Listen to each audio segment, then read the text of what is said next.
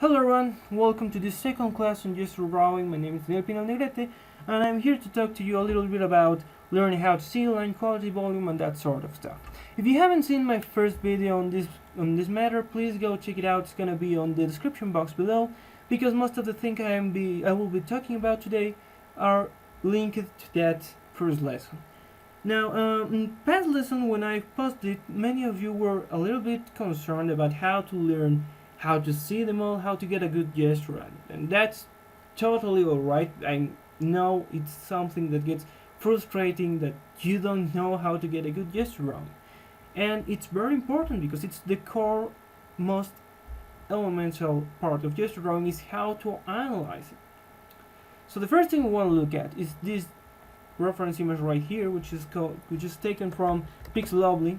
You can't remember the actual name of the photographer, but it's Pixelovely, so that's the best I get.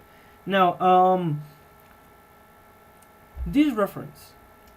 First thing we want to notice is the angle of things. The best way to analyze gesture is by finding the longest axis. For example, the rib cage is like this. Okay? This is the basic form for rib cage. Now, if you were to find where the gesture is, you won't find it here in this axis. You won't find it here in this axis, which is going this way. You will find it here. Okay? In the longest axis. You can see this is the longest part of the rib cage. And that's what you want to look for. Watch this angle and then watch the angle of the spine and the pelvis and how it's gonna connect to each other. I'm not actually referring to this image even though it looks like. I'm just drawing an example I'm gonna teach you right now, but you know, then this one is going this way, and that's pretty much what you want to do. You want to always look for the longest axis on the part you're looking the angle for, and then you can look for the flow. Why? Because this is the angle of this rib cage, okay? It's going in this angle. And the pelvis is going in this angle. So how do we connect this? We use asymmetrical lines. I will cover it in a little bit more. Just give me a few moments, okay? So we start at the head. As always, we start at the head. And we go down neck. We start following this angle. And then we follow it this way. As you can see, this is kind of flowing. That's what you want to do. You want to get first the angles and then start thinking about the flow. How do you connect those angles so that the eye of the viewer travels easily through them? For example, let me just go away from this reference a bit. So if I had this angle on my rib cage and then this angle, this is a very sharp angle. You don't see this often. Unless the spine is broken, it would be very, very painful. But if you have this is very hard to connect with flow lines. But once you get the hang of it, you will know how to do this. And of course, if we draw the wrapping lines and some anatomy in it, it looks totally horrible because this poor girl is losing their life and probably getting quadriplegic. But that's what you have. So you want to get the angles first, and then you want to connect them with flow lines. Now, this is core, as I said. It's just super important, utmost importance for gesture drawing. And I think importance is a word, but that's how I talk right now. It's late at night, you know. Now, oh god, this no. Now, how to find these angles? Let's go back to a little reference here. Let's create a new layer here. There you are. Now, the best way to find these angles is by paying attention to the landmarks of the body. This is also covered in the anatomy section that we will be posting later on. But right now, let's talk about this very, very quickly. So to find the rib cage angle, we want to pay attention to certain spots. The pit of the neck, which is right here, is a big landmark. Most of the people, even when they are fat, they will have it. And if they are skinny, well, it will be really, really prominent right now. Now, you have the pit of the neck. Now, that doesn't give you anything. Just gives you a dot. Now, there are several ways. One is by finding the sternum. That's the little, when you have your rib cage like this is your rib cage. The sternum will go from the pit of the neck right to the top of the thoracic arch. You can see it right here. Here is the thoracic arch, and here is the sternum, and that's how you find the basic angle of the body. There is another way, and this is the one I use the most because finding the sternum is a little bit complicated, and some poses you won't be able to see the sternum. So the best way I found is to draw a box here on the acromion process, which is the shoulder articulation, shoulder joint. You'll find these two dots. You join these two with lines, and then you join this line with the 10th rib, which is very prominent. Most people, you can't see it, so you just join them. You follow basic structure for boxes, okay, and there you have your pretty rib cage. Now, you don't want to do this, that taper the rib cage down to the 10th rib. Not because it's not like that. In fact, it would be a little bit more correct if you do that, but for the sake of finding the gesture, you want to keep it straight. Now that we have these lines, we can measure the angle of this. How do we measure the angle? It's very simple. We just imagine a plumb line, which is a vertical line here, and we measure the differences. Okay, we're gonna talk to you a little bit about that in observational drawing. Now, that way we can see the angle of the rib cage. In fact, this can be used. This exact box can be used in construction drawing. It's very useful. And for the pelvis, now we find something called the anterior superior iliac spine and anterior posterior iliac spine, which is a fancy name to say the protrusion of your hips. Okay, now you find this line here, and this, you connect the two dots of the protrusions of the pelvis here. You will find the top of your plane, top of your box. And this is very important. Many people really underestimate the power of a plane, because if you know a plane, the plane of a box, you know how to build the rest of it by using simple rules of XY axis. I will cover those in another class. Sorry that I am telling you I will cover those in another time, and in another time, but I can't cover everything in one single class. So this is how you find the angle of the different parts of the body. Now, notice that here on the pelvis, the longest axis is not the vertical axis, okay? It's the horizontal axis.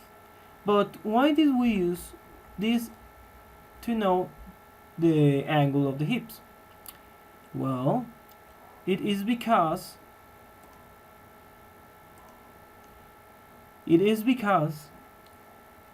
we aren't talking about just the hips, okay? It's not just the pelvis.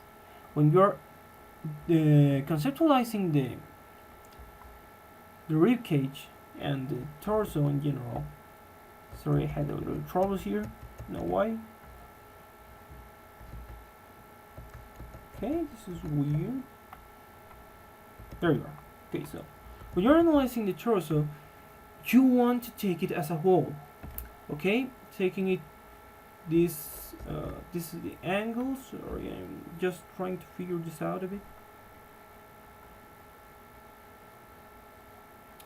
Like this. Okay, so this is how you must see the torso, so that it's easier on you to visualize the longest axis. It is important that you know how to build these boxes. Yes, it is. It is important that you draw this every time you draw a gesture drawing. No, it's not. In fact, you don't want to do this all the time because it has certain limitations. I will talk about it in a little while. But you want to conceptualize it like this, so that you know where the longest axes are and how to connect them with flow lines. Okay? Now, the next thing I want to talk about is line quality. Many people I see, they draw these super jagged lines, which they aren't wrong, but they are the wrong approach for gesture drawing. It's mostly because you can't do it in 30 seconds. You're being too careful to a point where it's not flowy enough. It's a little bit stiff. Now, if I were to draw that way, for example here, I start drawing the shoulders here, and then I start going like this. I'm drawing every single bump I see on the model. Yeah. And you will be able to draw this better when you have a little more experience on this. But the problem is that gesture drawing is about being fast and capturing the moment, the essence of the pose. And drawing this way will stiffen the pose and prevent you from doing so. If I were to draw this in a normal gesture drawing, what I do is probably this way right here. It's probably start with the head and then draw some, the ear to know where the face is pointing at, and neck, and I go from part to part, starting to feel the flow of the pose. And I'm not worrying about the contours. I'm trying to worry more about the structure, but not copying the model. That's something very important. We don't copy, but we analyze the model. Okay? Now, this brings us to our last concept for tonight. Now, gesture drawing divides into 3 types of strokes, which are lines that go through, which indicate the angle of the form. Now, the second are the ones which contain the gesture. This links very carefully with line 1, line 2, which I covered in the past session, and lines which go around the form, which are cross-contour lines. The ones I'm going to talk about today are the ones which encapsulate the gesture. These are the ones which define the volume, the overall size of it. I have an exercise for you. First of all, if we want to draw a head, you probably start with the volume and then add some wrapping lines around it, the ears, and then start adding the gesture of it. That's what I did previously. Now, once you have this, you can start adding volume. Okay? Using lines which encapsulate the gesture into the volume it occupies in the space. Okay, technically speaking, volume is the space a specific object occupies in the 3-dimensional world. This sounds a little bit complicated, but it's the same with drawing. You want to create the sense of 3-dimensionality in 2-dimensional space, which is your canvas. Okay? And this is very important because this will give our drawings depth. It will prevent from just shape drawing and start getting to drawing actual people, actual living people who are there in their page. Okay, they are not just flat forms, they are people, they are animals, whatever. Okay? Now, if many people are concerned about how much do they detail their drawings. Um, I'd say if you want to get very deeply about details in figure drawing, study anatomy, because many people are actually finding ways to go around it and not to study it, but it will really improve your drawings, and it will prevent your drawings from becoming stiff because you're drawing only the shape of them, or to become weird because you don't know what to put and you start using muscles that aren't there and stuff like that. You want to prevent that, so please invest a little time on anatomy drawing because it's gonna pay off. Okay? At least a little bit of anatomy will not hurt. Now, returning to our main subject, which is volume, I want you to do an exercise to get used to volumes and three-dimensional space in two-dimensional canvas. First of all, you want to draw these spherical shapes. It's not totally spherical, it doesn't need to be, drawn with a compass, but you can, the idea of a sphere, okay? Now, I don't want you to use wrapping lines right now because I want you to think of them. If you want, you can use them, but on the end result, you don't want wrapping lines. You want to feel it with your mind. So the second step for it is to draw a second circle. You want the relationship between these to be consistent, especially when we mash them up together, which is the next step in our exercise. Imagine them as being of clay. These two balls are clay, and they will mash up together into one form. Okay? The different sizes of them must be eloquent between the two images. Once you have these, you want to rotate it and still maintain both the position and the size of the balls. Here I'm drawing the second ball and probably some cushioning lines because it's a little bit squishy.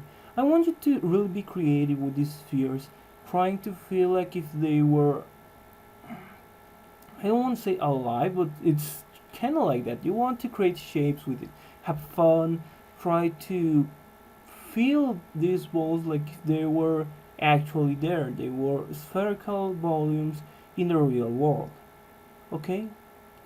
And you can even start drawing like this, which is like you grab one of the spheres and put them in the top of the other one, but the skin between them is actually stretching a lot.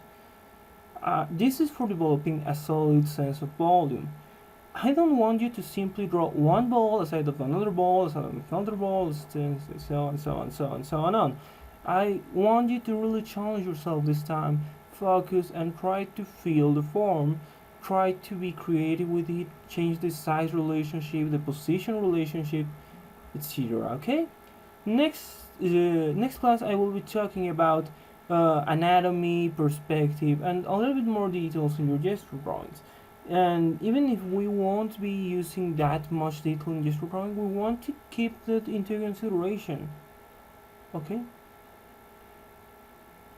I want you to fill 2 pages of this exercise of the spheres filled. I want to see it filled up with these little spheres, and through the week we will start making different concepts with these volumes and gestures.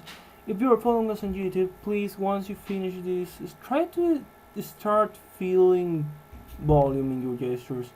This will actually improve a lot what you know about anatomy and about everything, because you will be able to see things three-dimensionality.